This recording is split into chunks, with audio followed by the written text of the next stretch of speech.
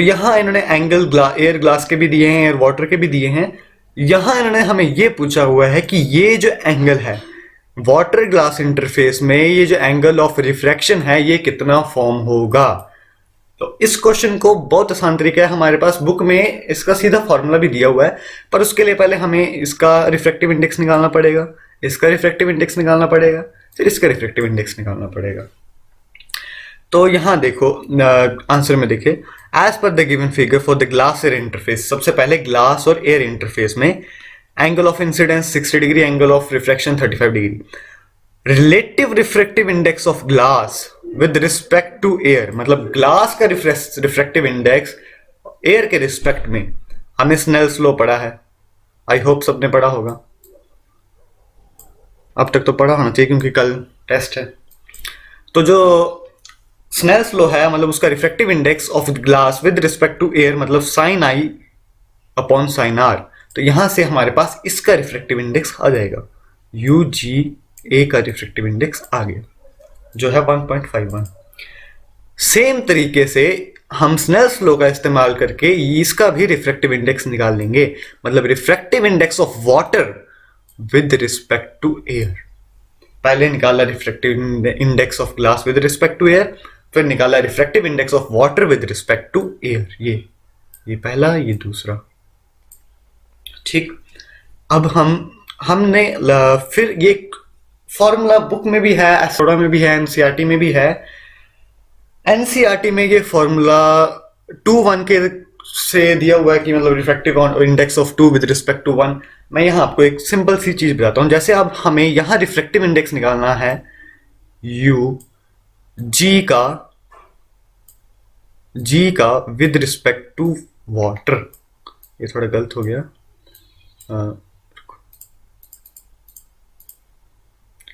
जी का refractive index यानी glass का विद रिस्पेक्ट टू वाटर।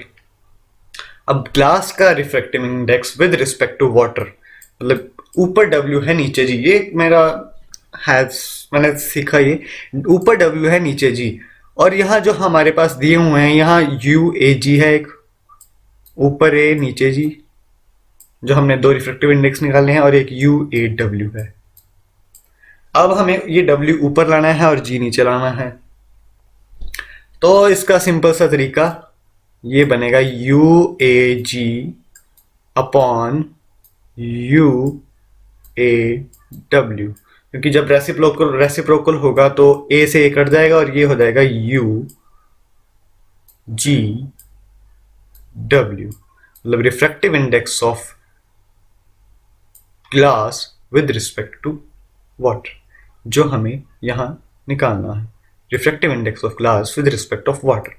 ये भी निकल गया, ये निकालना, हाँ निकालना जरूरी है, इसी से हमें उसकी साइन ऑफ आर की वैल्यू पता चलेगी।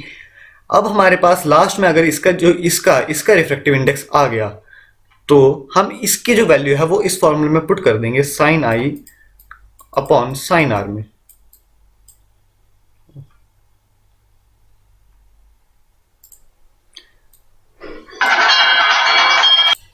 Sign i upon sine r से जो होता है वो रिफ्रैक्टिव इंडेक्स के वैल्यू के बराबर होता है, तो इससे हम जो साइन आर की वैल्यू है वो निकाल सकते हैं, जो कि यहाँ गिवन है। ये देखिए यहाँ इन्होंने लिखा है angle of incidence I is equals to 45 degree, angle of refraction को R माना, और स्नेल्स लॉ से जो है वो R की वैल्यू निकाली।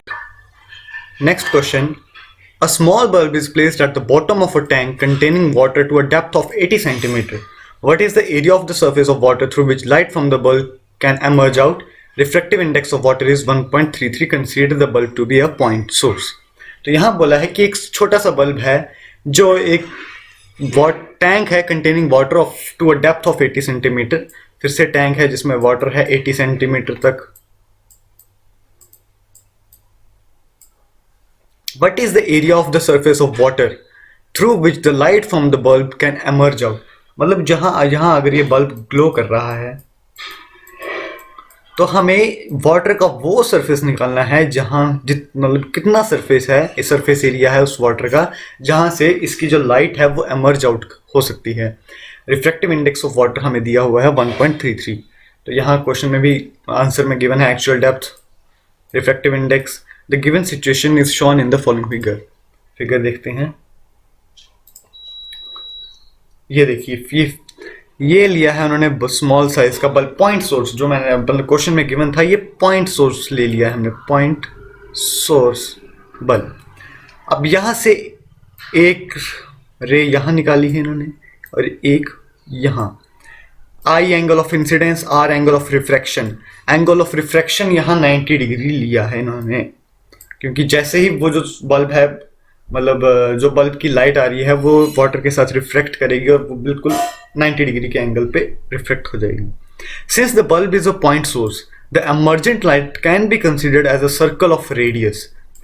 बल्ब जो है वो एक पॉइंट सोर्स है, तो जो एमर्जेंट लाइट है, एमर्जेंट लाइट मतलब ये वाली लाइट, इसको हम कंसीडर कर सकते हैं as a circle of a radius R AC upon 2. AC upon 2 मतलब ये देखो, ये AC अपॉन 2 मतलब इस रेडियस का मतलब एक सर्कल, मतलब AO is equals to OB. AO is equals to OB. Sorry, यहाँ AO is equals to OC हो गए हैं शायद. अब using Snell's law we can write the relation for the refractive index of water. हमने ये formula पढ़ा है कि refractive index of water sine R upon sine I. यहाँ से 1.33 साइन 90 अपॉन साइन I आ चुका है. साइन 90 की वैल्यू पता है सबको 1 होती है. यहाँ से हम I की जो एंगल ऑफ इंसिडेंट है उसकी वैल्यू निकाल लेंगे. अब जो गिवन फिगर है वहाँ हम देख सकते हैं ये जो tan I है, यहाँ भी एक I एंगल बन रहा है और ये I. तो यहाँ से हम रिलेशन निकाल सकते हैं tan of I is equals to OC upon OB. तो यहाँ से हाँ बिल्कुल perpendicular upon base, OC upon OB. अब OC जो है वो हमने माना था R मतलब रेडियस, और जो OB माना है वो हमने माना है D डेप्थ, D1 जो हमें गिवन भी है 80 सेंटीमीटर या 0.8 मीटर. अब R की जो वैल्यू आ जाएगी वो आ जाएगी tan ऑफ 8 मतलब tan I multiply by D1, वो जो है उससे आ जाएगी 0.91. अब area of the surface of water pi R square का फॉर्मूला निकाल लेंगे. आर की वैल्यू हमारे पास गिवन है जिससे आ जाएगा 2.61 मीटर स्क्वायर, और ये आ गया हमारे पास इसका आंसर. यहाँ सर्कल हमने इसीलिए लिया क्योंकि जो बीकर होता है वो एक ऊपर से जब हम देखेंगे तो एक सर्कल की फॉर्म में हमें लाइट ऑब्जर्व होगी, मतलब एक जो लाइट जो हमें आएगी वो एक सर्कल की फॉर्म में ऑब्जर्व होगी, इसलिए हमने यहाँ सर्कल का इस्तेमाल किया. और उस सर्कल का रेडियस OC यानी जो बीकर का विड्थ या फिर उसका जो बीकर का रेडियस होगा वो हमने लिया है इस सर्कल का रेडियस. तो अगला question, a prism is made of glass of unknown refractive index. मतलब एक प्रिज्म है ग्लास का जिसका रिफ्रैक्टिव इंडेक्स हमें गिवन नहीं है. A parallel beam of light is incident on the face of the prism. A parallel beam of light is incident on the face of the prism. The angle of minimum deviation is measured to be 40 degree. मतलब जो light है, parallel beam of light है, वो उस prism पे fall कर रही है और जहां एंगल ऑफ मिनिमम डेविएशन बन रहा है वो 40 डिग्री बन रहा है. What is the refractive index of the material of the prism? सबसे पहला क्वेश्चन है. Refracting angle of the prism हमें दे दिया है 60 degree. If the prism is placed in water, predict the new angle of minimum deviation of a parallel beam of light. मतलब हमें पहले तो रिफ्रैक्टिव इंडेक्स निकालना है उस प्रिज्म का, फिर बोला है कि अगर वो प्रिज्म हम वाटर में रख दें तो new angle of minimum deviation क्या होगा. तो new angle of minimum deviation क्या होगा? अब यहां हमें गिवन है angle of minimum deviation 40 degree, angle of prism ही हमें गिवन था 60 degree, refractive index of water यहाँ मतलब जो भी हमें क्वेश्चन में गिवन है वो सब यहाँ दे दिया हुआ है. Refractive index of the material of the prism हमने माना है न्यू डैश. अब हमने फॉर्मूला पढ़ा है mu dash is equals to, जब हमारे पास जो angle of minimum deviation given हो और एंगल ऑफ प्रिज्म गिवन हो तो न्यू डैश बनता है sine of A plus angle of minimum deviation divided by 2 upon sine A/2. तो यहाँ उसकी वैल्यू पुट करके हमारे पास इजीली जो प्रिज्म है उसका रिफ्रैक्टिव इंडेक्स आ जाएगा. तो refractive index of the material of the prism is 1.532 since the prism is placed in water.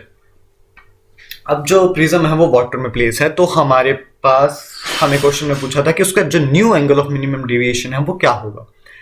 तो let this be the new angle of minimum deviation for the same prism. The refractive index of the glass with respect to water is given by the relation UWG. Mu WG मतलब reflective index of glass with respect to water, जो given है mu dash upon mu. यहाँ mu dash कौन सा होगा, जो mu dash है वो reflective index of the prism और न्यू जो है रिफ्लेक्टिव इंडेक्स ऑफ वाटर। तो यहाँ फॉर्मूला फिर से वो फॉर्मूला निकालिए, यहाँ से हम सब्सटीट्यूट और इसको वहाँ लेके जाएंगे और इसको वहाँ, तो साइन ए प्लस जो new minimum of angle deviation है उसकी वैल्यू यहाँ से हम निकाल लेंगे। ये जो सारा है यहाँ कैलकुलेशंस हो रही है, मतलब जैसे ये न्यू डैश था, यहाँ न्यू था, यहाँ साइन था और यहाँ साइन, जो एंगल ऑफ मिनिमम डेविएशन है उसको वहाँ ही रखेंगे, बाकी सब वहाँ। फिर साइन मतलब वैल्यूज पुट कर देंगे और लास्ट में जो साइन इनवर्स निकाल के हमारे पास आंसर आ जाएगा। Question, double convex lenses are to be manufactured from a glass of refractive index 1.55 with both the faces of the same radius of curvature. What is the radius of curvature required if the focal length is to be 20 cm? मतलब हमें बोला है कि एक double convex lens हमें manufacture करने हैं जिसका उस ग्लास से जिसका रिफ्रैक्टिव इंडेक्स 1.55 गिवन है, with both faces of the same radius of curvature. Double convex lens, ये लेंस हमें बोला है what is the radius of the curvature. Radius of curvature required क्या होगा अगर फोकल लेंथ 20 सेंटीमीटर, ठीक। तो लेंस मेकर फॉर्मूला हमारे पास यहाँ यूज होगा, बहुत ही easy. Refractive index of glass हमारे पास गिवन है 1.55, focal length of the double convex lens जो हमें चाहिए f is equals to 20 centimetre, radius of the curvature of one face of the lens R1 ले लिया, radius of curvature of the other face of the lens R2, और radius of curvature उस double convex lens का वो हमने ले लिया R। अब R1 और R2 जो है वो इक्वल ही हैं न्यूमेरिकली, बट साइन कन्वेंशन के अकॉर्डिंग एक यहाँ है और एक यहाँ है, एक पॉजिटिव एक नेगेटिव। अब लेंस मेकर फॉर्मूला में वैल्यू पुट कर देंगे, 1/f is equals to mu minus 1 upon ये 1/R1 माइनस 1/R2। तो यहाँ से 1/20 वैल्यू सब्सटीट्यूट कर देंगे, R1 और R2 की वैल्यू तो R ही है और साइन कन्वेंशन से ये प्लस हो जाएगी, तो यहाँ से R की वैल्यू इजीली आ जाएगी 22 सेंटीमीटर। यहाँ से बस आपको ये पता होना चाहिए कि जो वैल्यूज हैं वो पता होनी चाहिए, लेंस मेकर फॉर्मूला पता होना चाहिए, फिर आगे सिंपल कैलकुलेशन से। Next question, a beam of light converges at a point P. Now, a lens is placed in the path of the convergent beam 12 cm from P. At what point does the beam converge if the lens is a convex lens, a concave lens? मतलब सबसे पहले तो हमें बोला है कि एक beam of light है, वो P पॉइंट पे आके कन्वर्ज हो रही है। कन्वर्ज का मतलब एक पॉइंट पे फोकस पे मतलब कन्वर्जिंग जा रही है। अब एक लेंस जो है वो प्लेस कर दिया है इन्होंने कन्वर्जेंट बीम के पाथ में, तो कन्वर्जेंट बीम के पाथ में जैसे ही अगर हम लेंस मतलब कोई भी लेंस प्लेस करेंगे, वो किया हुआ है इन्होंने 12 centimetre away from this P point. अब बोला है कि at what point does the beam converge if the lens is, फिर उन्होंने बोला कि बीम किस पॉइंट पे कन्वर्ज होगी अगर लेंस जो है सबसे पहले convex lens of focal length 20 centimetre, a concave lens of focal length 16 centimeter.